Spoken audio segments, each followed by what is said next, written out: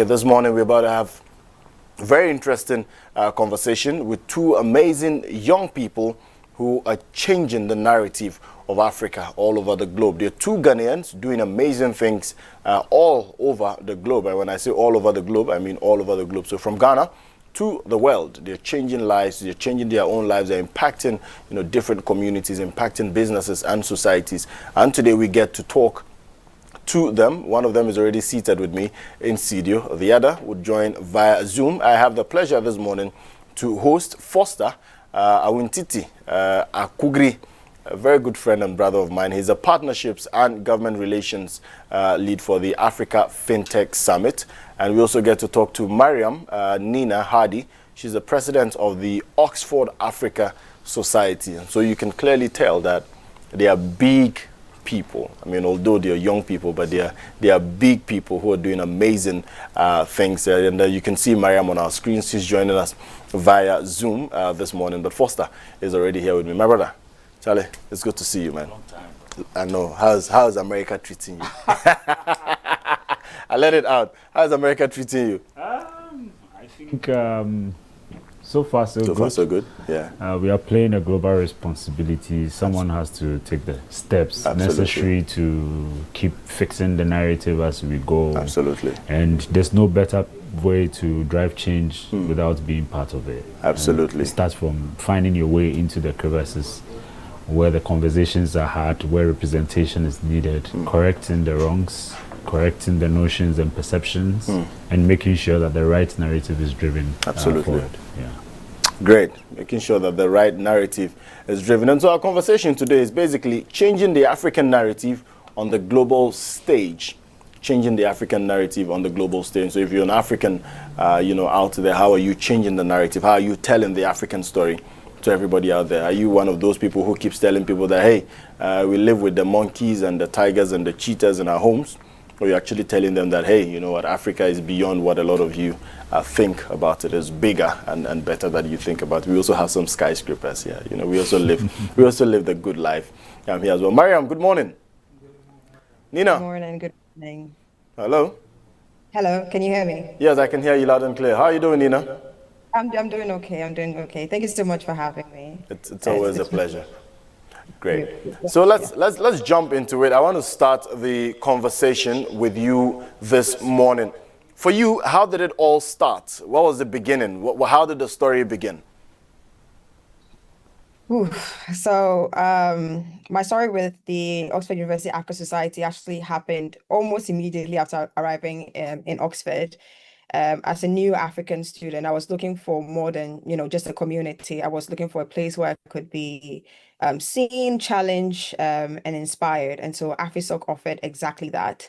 And so that's what actually led me to running for president, because I wanted to give back to the community that had empowered me, and to ensure that the AfriSoc, which is the society, continues to be a platform where African students are not just participating, but also helping shape the discord and the narrative of not just the continent, but while we are here in Oxford.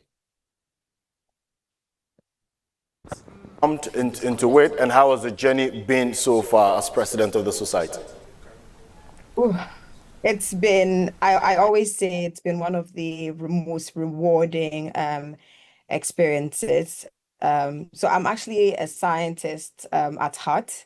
And so beyond the lab, it has also allowed me to sort of be able to explore my passion for leadership, education, and also while championing equity within science as well. So yeah, it has given me such an amazing platform. Let me come back to you, Foster, and then we'll come back to you again, Nina. So clearly, there's a certain perception that people have about Africa and African people. And I mean, a lot of people have held those perceptions. They've held those thoughts about us. And clearly, these things have shaped how business is conducted. It's shaped our relationship with people and all of that. How are you able to navigate the turf? Taking into consideration these misconceptions that people have about us as a people. I think it's very important that we acknowledge that context is very important in any narrative. But context without exposure leaves you to limited relativism, right? And to break this down, if you live in Accra, you grew up in Accra, and you become the champion of Accra, clearly, your narrative is built around you being in Accra and always lived in Accra and competed with the factors of Accra. Okay.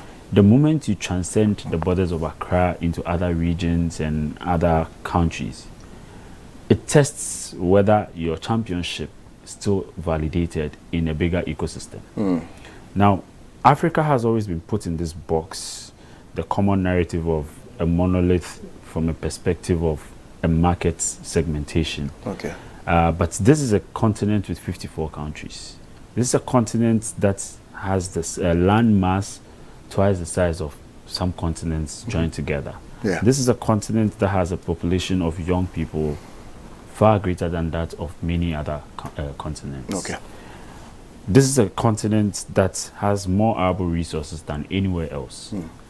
So if we are being put in a box where we seem to be seeking aid all the time by design, just so that we remain inferior mentally, we need to start to figure out how to break out of that mental prison. And that starts with certain people taking the challenge forward to breaking those frontiers. Right? I started my journey in Accra. I was born in Ashaiman, emerged through the process, had the opportunity to play leadership roles in KNUST, which exposed me to a world out there. I went on further to have the privilege to work for multinationals in Ghana, which further exposed me to how systems and structures work in a multinational organization. Okay. I took those opportunities very, very serious because I realized if the only way I could reposition myself, my generation, and the country I represent is to fully understand what it means for a multinational originating from another country or continent to come into Africa, to come into Ghana and break the market and become top. And this means that they got to understand context and the context in the narrative and also the exposure to be able to compare where they are coming from to where we are and understand where the opportunity is. Today, the conversation about Africa is not just about a rising continent. We have risen. Absolutely. Right? Our young people are more assertive and proactive. The internet has made access to education cheaper and far accessible. Today, AI has even made it far more easy to reach and access information from a context and exposure point of view. Absolutely. So you can't come leverage our leaders to brainwash us. You can't leverage media to brainwash us because we would counteract. And we counteract because of access to information. And platforms like WoezorTV, which has become the foremost television for young people, is correcting that narrative of false information. And false information creates unrest. If you take issues like the Arab Spring and all of that, they were stirred up through false information. Absolutely. That drives young people to start to take certain actions based on false information or false narrative. Today, we are able to build that counteraction. And for me, that is an opportunity we have to be able to do different. Interesting. Charlie, he's a big man. I say it all the time, and clearly he's worked it. And I like how you've picked it. I want to go back to Mariam. I'm told that she'll have to jump onto other things, so we can wrap up quickly with Mariam, and then we'll come back and continue the conversation. So Mariam, back to you. We've talked about your journey. We've talked about why you decided to run for president of the African Society in Oxford. We've talked about how the journey has been as president of the Oxford Society. I'm aware that you have a conference coming up. Walk us through this particular conference and what inspired the theme that you chose for the conference, because clearly, you know, the theme also has made part of the topic that we're having today. So what inspired that particular theme? Thank you so much. Yes. So the theme for this year's conference is changing narratives, focusing on the vision, action, and transformation of Africa. And this year's theme emerged from a collective desire, I would say, like everyone on this call today, to shift the discourse around the continent from a place that is often spoken for to a continent that speaks for itself. changing narratives is about giving the voice to African leaders, scholars, innovators, and youths who are basically shaping these new realities. But of course, we believe that for far too long, Africa has been viewed through an external lens. We've been portrayed as a continent in crisis or in need of saving. And we often find that decisions that are often made about Africa are often made about Africa and not with Africans involved. And we've seen how the continent is frequently spoken about. And so with this conference, we want to give that platform and that space to Africa by Africans, because this is a student-led event being organized by Africans to basically shape the voices. The conference is, like I said, one of the largest student-led African-focused conferences in Europe. It brings together heads of states, global leaders, policymakers, entrepreneurs, and youth change makers. And this edition will be held on the 24th and 25th of May. It's basically about challenging outdated portrayals of the continent, showcasing the continent's leadership, innovation, and resilience. And also, we want to, at least for this year, we want to move away from just having dialogue to having a more vision-focused output. And so we're having a lot of initiatives where we give back to the continent, including an innovation seed fund and amplifying African-led solutions through our AfriSite magazine. We have, like I said, one of the things that we are very keen on doing is to amplify African voices, including giving spaces to prominent African leaders who have accomplished and are deeply committed to shaping the continent's future. One of our speakers would be our very own His Excellency President John Dramani Mahama. And we've seen a lot from how he tackles the Ghana's power crisis through the major energy sector reforms to launching Mahama Care Trust Fund that constantly centers around people and progress. We're also going to be having His Excellency Julius Maada Bio of Sierra Leone, for instance. And what is so amazing and phenomenal about His Excellency Bio is how he's championing Africa's global voice as the chair of the African Union Committee of 10 for the reform of the UN Security Council. So basically, he's advocating for a permanent African representation on the UN Security Council, which is actively setting the common African position. And so this conference, like I said, even though we're going to have a lot of dialogue, it sort of moves away from dialogue of how we're going to change the narratives to actively changing the narratives and platforming people who have progressively changed that narrative. We're going to also have Dr. Ngozi Okonjo-Iweala, who's the Director General of the World Trade Organization, the first African and the first woman to lead the World Trade Organization. And she often says that this was long overdue. She's often in awe of how we haven't had like an African or even a woman to lead the World Trade Organization to date. And her advocacy for vaccine equity, fair trade, have obviously helped reshape global systems to better include Africa. And we're not just focusing on like world leaders who are changing narratives, but we're also looking at entrepreneurs like Dr. Ernest Sapon, one of Ghana's prominent business leaders, a key figure in the Despite Group. We believe that his entrepreneurship journey is so inspiring, and it often reflects the power of African-owned businesses. And so we're giving the platform to people who have, like I've said, changed that African narrative, and making sure that through the media, through discussions, through the discourse, we can have an impact in the continent.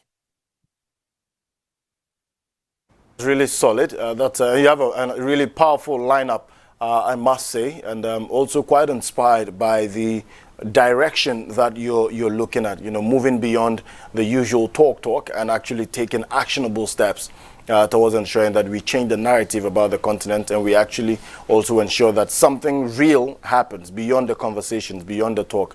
We get to see some action happening, as far as changing the narrative is concerned. But how does one get to participate in this conference that's happening on the 25th, if I got you right? Yes, so we have, I think if I could share our social medias with you, but also by going to tinyurl.com/OAC, which stands for Oxford Africa Conference 2025. We have all the details there, but also on our website, the Oxford University Africa Society.com. We have all our social media platforms on there as well.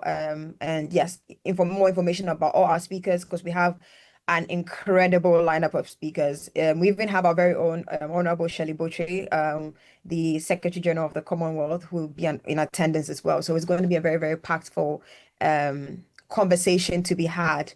And it will go into the nitty-gritties of how we as youth can change these narratives, but also give us a platform to meet our leaders and sort of discuss and have intellectual conversations around how we could go about our overall vision of changing the narratives for the continent. Very much, Mariam. Before you go, how are you, I mean, in your individual capacity, using the opportunities that you have had to change this narrative that people hold about the African continent? So for me, my work continues to support students. I've been a very huge advocate for representation. And so one of my main agendas as being AfriSoc president was starting a mentorship program that went on to mentor over 200 African scholars with their applications and provided 100 fee waivers to sort of break that financial barrier when it comes to pursuing further education.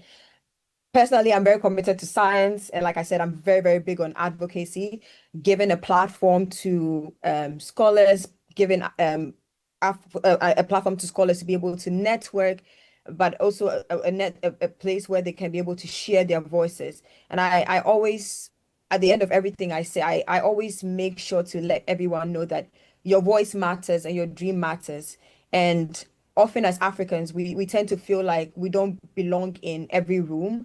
And that's something that I often reiterate, that we belong in every room where decisions are made about Africa's future and even the world's future. And we don't have to wait for permission to start, collaborate, innovate, or even claim our spaces. And so as a collective Africa, we are building this platform, not just for ourselves, but for future generations as well. And that's one thing that I'm very, very keen on making sure that I have advocacy and also promoting equality and opening spaces for African scholars. I think as Africans, we have to take up these spaces, and we are powerful, we are intelligent, we are amazing in our own right. And so we just have to believe in ourselves and take up these spaces. Ourselves and take up these spaces because we are powerful in our own right. Nina, thank you so much for making time for us this morning on the show. We really appreciate it. Definitely would make time to have another conversation after the conference, just to look at a recap and the fallouts from the conference. And so thank you very much for your time. Thank you so much for having me.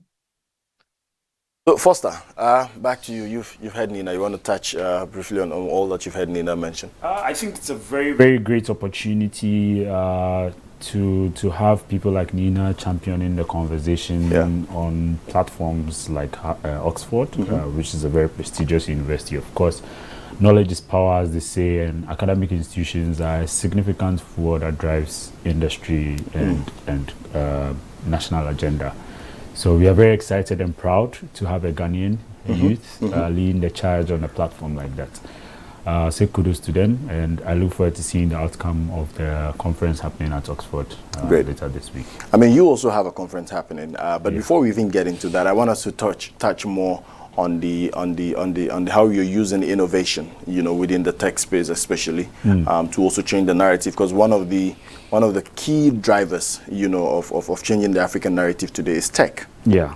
So how are we leveraging that platform, that tech, space, that tech community to change, the narrative that people have about the continent?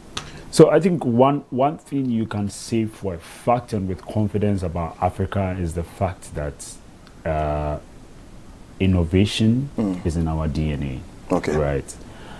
From the day we are born, we have to thrive through the challenges of limited resources. Today we are competing on the global stage with people for jobs. Just imagine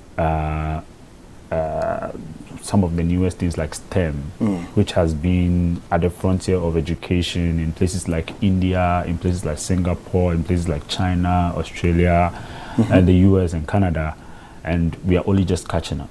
Yeah. But the one thing we've always done is learn how to run as fast as possible, right? They say that if the lion doesn't learn to write his story, the hunter will take all the glory at the end of the day. And that's me paraphrasing what the quote looks like. And today, that we are starting to become the lions who have learned how to write our own stories, right? And that has presented us a great opportunity. If you take mobile money was birthed in Africa, right? Interoperability was birthed in Africa. There are very limited channels through which you're able to do instant payments at the lowest cost possible outside of Africa as compared to in Africa. Okay. They've tried to implement mobile money in other markets. They failed at them. Why? Africa is unique in its own problems and unique in its own solutions. We are seeing more collaboration between innovators, governments, and users than anywhere else in the world when it comes to the acceleration at which we are adopting innovation, digital technologies, all of that. And so that presents a great opportunity for us as Africa to be able to thrive. Technology today is the conduit that is making us run as fast as a cheetah. Absolutely. Right? In the global race of innovation, where a young guy somewhere in Namranza is able to carve a motorized car out of wood and a used or a disposed old motor, right? But you find someone only having the opportunity to do that or finding that innovation because they've been exposed to it. This young guy is self-taught, probably doesn't have access to YouTube or anything. Recently, there was a video that went viral of two young guys from Nigeria, northern Nigeria, who had to put in all their resources to go and buy a very old system unit and a monitor just to build an educational platform to make AI education accessible to the last mile. Okay. And just at the time they launched this app, they had over 40,000 users in their environs who could relate to their solution because they built the innovation from a lived experience, right? What I'm starting to have a challenge with when it comes to African innovators is the same way we were made to feel inferior about so many things. They're making us feel like if your solution is not Silicon Valley standard, it is not innovative. Is it Silicon Valley standard, or your solution is not cooked from Silicon Valley? There's those both narratives in the same direction. Okay. But I counter that to say, the reason why people are kowtowing to that is because Africans with high net worth individuals in Africa who have the capacity to invest resources in these guys barely understand the asset class of these whole technologies elder. If we could take a step further to educate as many people to start to invest in Africa, the African capital markets. So today, for example, you take Ghana, right? Our stock exchange has had about less than 50 companies listed on it for the longest time. We have an alternate stock exchange that is basically like a sandbox of the real stock exchange that allows young people who are trying to build publicly traded businesses to test these. And the requirement is to be able to sign up with just 2,000 Ghana cedis, right? As low as 2,000 Ghana cedis. Of course, meet a few requirements. And what it teaches you is governance, strong governance systems. Today, you find young people in Africa, they raise small capital, they start to think about buying a house, owning a car, getting married, and doing other things, when they're supposed to focus on investing that resource into scaling that innovation. But yes, there are others who are changing the narrative. We've seen Flutterway, we've seen Chipper Cash, we've seen Nala, and a few others emerge out of that. We've seen M-Pharma from Ghana, we've seen Pharmaline from Ghana, we've seen Complete Pharma from Ghana. Tribe, the list goes on and on and on. And guys, like, forget about what you are seeing on the news. There are real innovators in Africa doing amazing stuff. And you need to go out and fish those stories to inspire yourself. As you watch all the Western content and pitch competitions like Shark Tank, etc. They are also equivalents of those in Africa that you can equally watch to be inspired by African stories. And the choice is yours on where you go on social media, where you go on the internet to fish this information, to know that they are truly African stories. Interesting. Why did you decide to venture into the fintech space? And I mean, so let's start with that bit. Why did you decide to venture into the fintech space? And how did you manage to get the Africa Fintech Summit to come to Ghana this year? Thank you very much. So, long story, short story.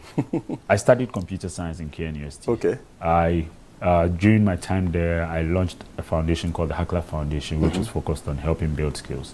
The first two organizations that seeded into my business, my foundation, was Dream Oval at the time, which is now Seven Group, launched Cowrie, and Stanbic Bank. Okay. Right? I later had the opportunity to work at Stanbic Bank for about 6+ years, where I led a charge to build a Stanbic Business Incubator, moved on to support the business, digital transformation team. Then I went on to set up the youth banking desk. Yeah. Right? These are all significant touch points that had to do with young people. First of all, at the Innovation Center of the Stanbic Business Incubator, our goal then was to become a translator between founders or entrepreneurs trying to work with the bank and the bank trying to understand these guys in terms of the language they are speaking, their needs and wants. So eventually we were able to broker strong relationships between the bank and the ecosystem, as well as with the regulators. We were one of the few innovation centers that could bring people from the Central Bank, Bank of Ghana, from the Insurance Regulatory Authority, from the Ghana Stock Exchange, SCC and Co, to come into a room with fintechs and have conversations. We led a charge on open banking in 2018 at Stanbic Heights. And that conversation has led to so many things, including things like the advancement you've seen in the Fintech and Innovation Department today. This week, the 3i Summit Policy Forum is happening. The charge is led by the team from the Central Bank, Bank of Ghana. And the goal from last year's conversation, which brought together people from the global stage, this year is focused on how do we take the conversations into real policy implementation. So more action. More action. Okay. And for us, at the Africa Fintech Summit, which is coming to Ghana, where I now have the opportunity of leading partnerships and government relations, is to be able to drive that narrative. I think there's no better time to have brought a summit to Accra than now. The Africa Fintech Summit is arguably one of the largest fintech gatherings in the world. It's a biannual event. It always sets sail in DC, usually in April, alongside the World Bank IMF spring meetings, where the world leaders gather to discuss monetary and economic policies, right? And for me, that is definitely a place to start a conversation, lobbying direction, lobbying change, lobbying collaborations, getting the actors and the innovators to understand the regulators or the policymakers' perspective, and vice versa. And more importantly, the guys who fuel these innovations are the investors. So if they can see the policy guy willing to have a conversation with the innovator, that means it's an enabling environment to invest in. Put money. Right? So that gathering is not just a gathering. It is a gathering that drives change. Year on year, when we start in DC, we choose an African country and then we host the main summit over there. Last year, it was in Nairobi. We contributed over $1.3 million in economic impact just by hosting the summit in the country. Wow. This year, it's Accra. And there's no better time than now to host this in Accra. We have an administration that is pro-fintech, that is pro-innovation, that is pro-young people, and it has set a signal on the global stage that this is an ecosystem to look at. We've seen our city recover quickly, right? And for me, Ghana's central, the Fintech and Innovation Department at the Bank of Ghana has definitely led a charge. A significant learning journey for many other countries. We celebrate the Rwanda-Ghana passportized license that allows fintechs in Ghana to be able to quickly set up and launch operations in Rwanda, obviously giving them access to the Eastern African corridor, and vice versa to the Western African corridor. There's so much needed in terms of infrastructure to drive this.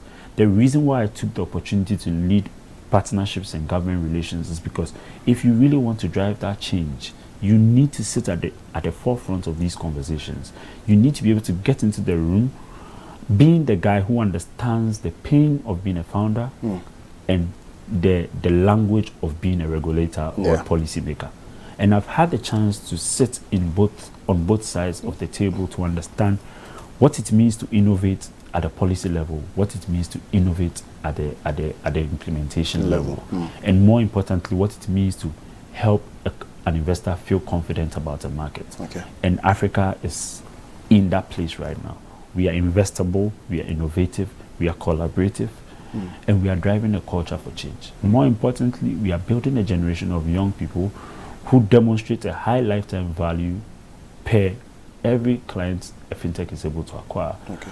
As a continent that has an average age of about 15, 17, means that if I acquired a customer today and I provided the best of service to them, assuming life expectancy ratio is about 60 or 70 years old, they are likely to stay with me as a financial technology company all the way till that.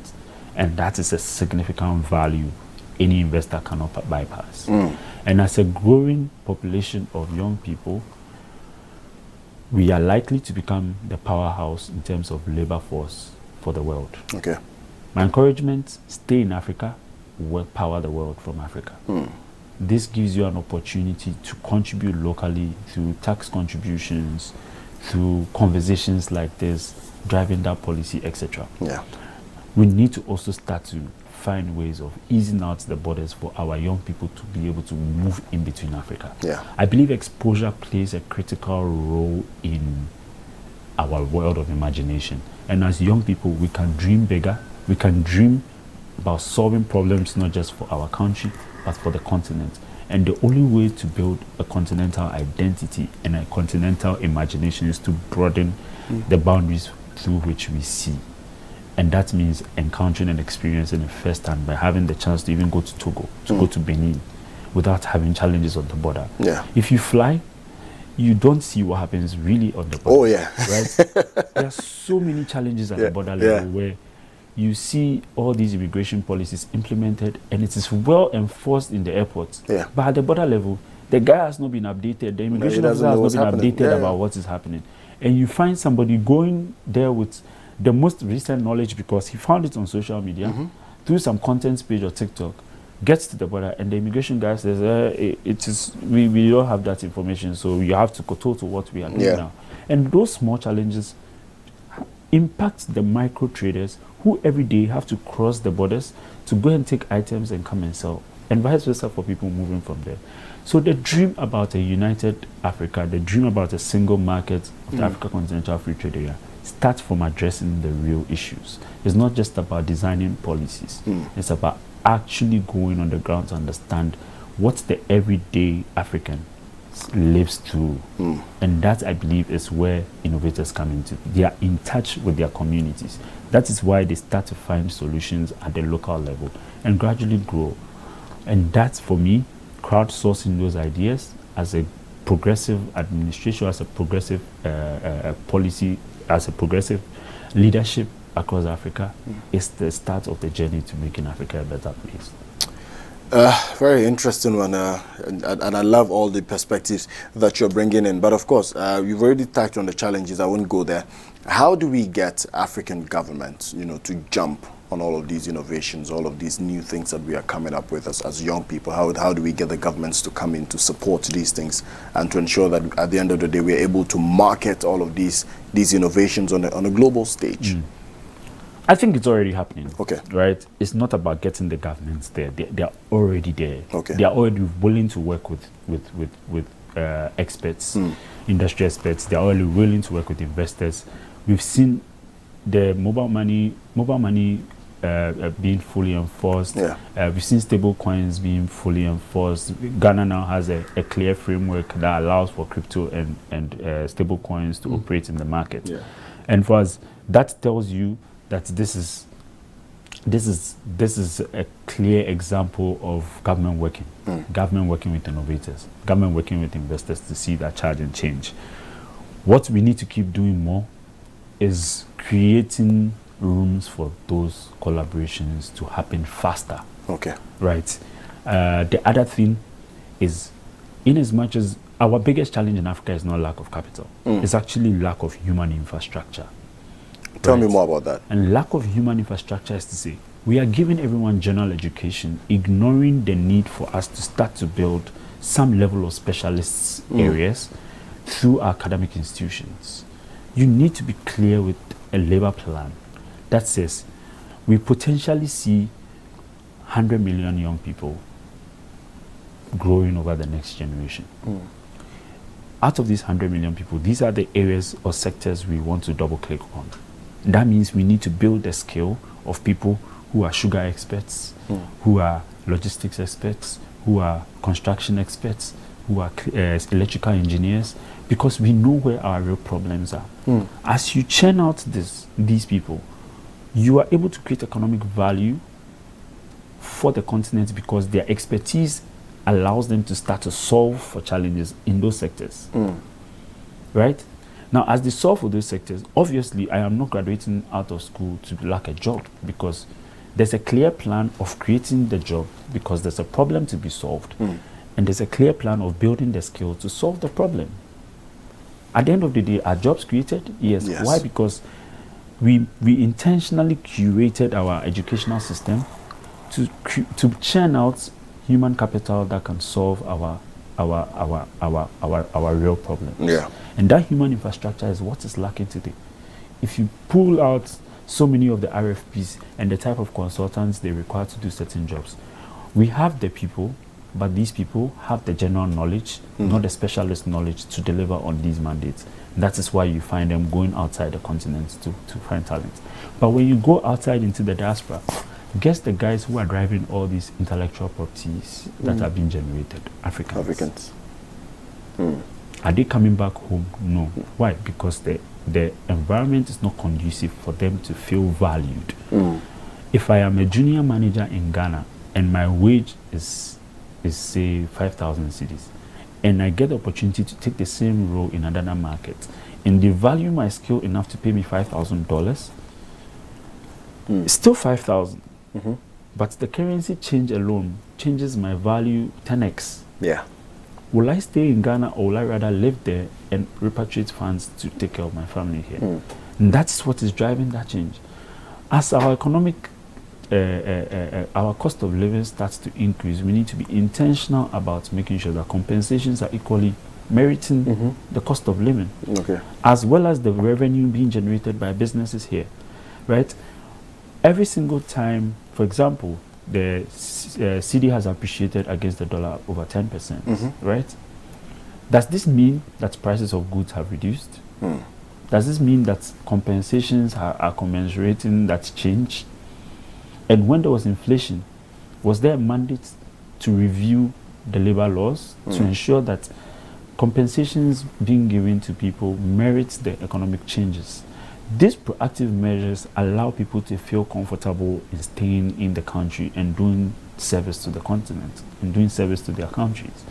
So if you are not creating an enabling environment, you are definitely driving young people out. Everybody has a strategy for Africa. What's Africa's strategy for the world? For the world. Very, very interesting question.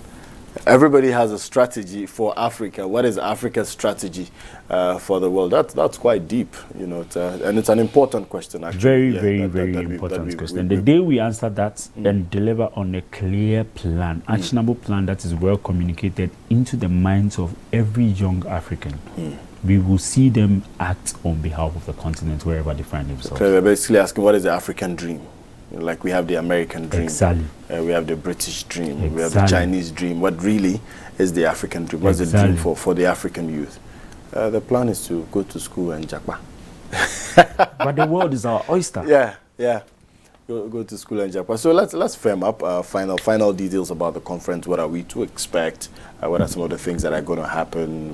You know, which kind of guests are we looking at? And I mean, dates and all of that, if you firmed up on all of those details. Fantastic. So this edition of the Africa FinTech Summit is themed Africa to the World. And for us, this is not just a cliche slogan, right? It is a message and a signal we are sending out there to the world. That it's time for us to lead the change. We are a clear evidence of innovation, We are clear evidence of collaboration. We are clear evidence of interoperability from a cultural standpoint, from a user standpoint, from an infrastructure and technology standpoint. We don't just think about innovation from a single lens. We think about it from a multi-window perspective. The FinTech Summit this year is happening from 8th to 10th of October here in Accra. You can check out more information on our website, www.africafintechsummit.com.